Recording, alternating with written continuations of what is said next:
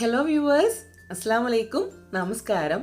അപ്പോൾ ഇന്ന് നമ്മൾ ചെയ്യാൻ പോകുന്നത് വെണ്ടക്ക കൊണ്ടുള്ളൊരു സിമ്പിളായിട്ടുള്ളൊരു മെഴുക്കുവരട്ടിയാണ് കേട്ടോ. വളരെ കുറഞ്ഞ ഇൻഗ്രീഡിയൻസ് വെച്ച് വളരെ എളുപ്പത്തിൽ വളരെ ടേസ്റ്റി ആയിട്ട് ചെയ്യാൻ പറ്റുന്ന ഒരു മെഴുക്കുവരട്ടിയാണ്.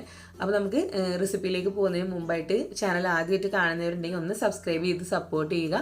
കൂടെ അതിൻ്റെ അടുത്തൊരു കുഞ്ഞു ബെല്ലൈക്കൺ കൂടെ കാണുന്നില്ലേ, അതുകൂടെ ഒന്ന് പ്രസ് ചെയ്തിട്ട് വെക്കുക. ഇനി അങ്ങോട്ടുള്ള വീഡിയോസിൻ്റെ നോട്ടിഫിക്കേഷൻ നിങ്ങൾക്ക് കിട്ടാൻ വേണ്ടിയിട്ട്.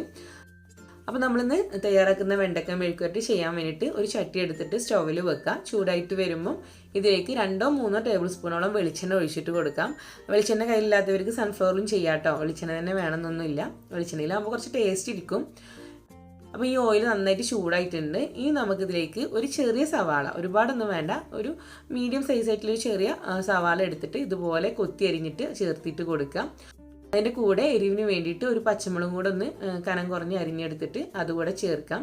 അപ്പോൾ നിങ്ങൾ കുറച്ച് കൂടുതൽ ക്വാണ്ടിറ്റി വെണ്ടയ്ക്ക എടുക്കുന്നുണ്ടെങ്കിലും ഒരുപാടൊന്നും സവാള ചേർക്കണ്ട കേട്ടോ.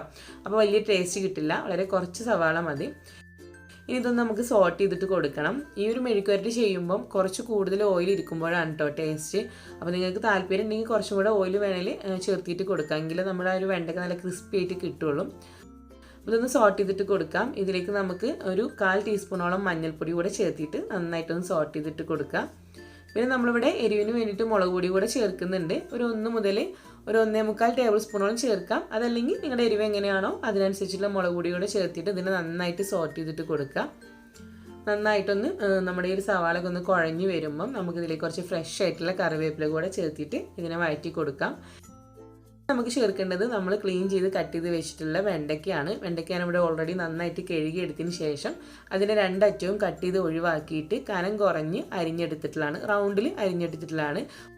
നമ്മൾ ഈ വെണ്ടയ്ക്ക നമ്മൾ കട്ട് ചെയ്യുമ്പം ആദ്യമേ വാഷ് ചെയ്തിട്ട് കൊണ്ടുപോയിട്ട് നമ്മൾ കട്ട് ചെയ്യണം കേട്ടോ. അതല്ലെങ്കിൽ നമ്മളത് കട്ട് ചെയ്തതിന് ശേഷം പിന്നെ നമ്മൾ കഴുകുമ്പം അതിൻ്റെ ഒരു പശപശപ്പ് വരാറില്ല. അത് പിന്നെ നമ്മൾ കയ്യിലിങ്ങനെ നിന്നിട്ട് എത്ര ക്ലീൻ ചെയ്താലും അതങ്ങനെ ഉണ്ടാവും. അപ്പോൾ ഒരു ബുദ്ധിമുട്ടാണ്. അപ്പോൾ ആദ്യം നമ്മളത് കഴുകി ഒന്ന് തുടച്ചിട്ടൊക്കെ കട്ട് ചെയ്യുകയാണെങ്കിൽ നമുക്കത് എളുപ്പത്തിൽ കട്ട് ചെയ്യാനും സുഖമാണ്. ആ ഒരു പശപശപ്പൊന്നും കയ്യിൽ പിടിക്കില്ല.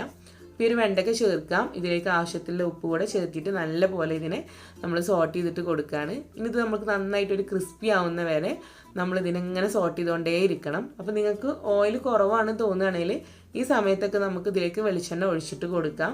കുറച്ച് വെളിച്ചെണ്ണയിൽ ചേർത്തിട്ട് ഇതിനെ നന്നായിട്ട് സോട്ട് ചെയ്തെടുക്കുമ്പോഴാണ് നല്ലൊരു ടേസ്റ്റ് കിട്ടുക കേട്ടോ.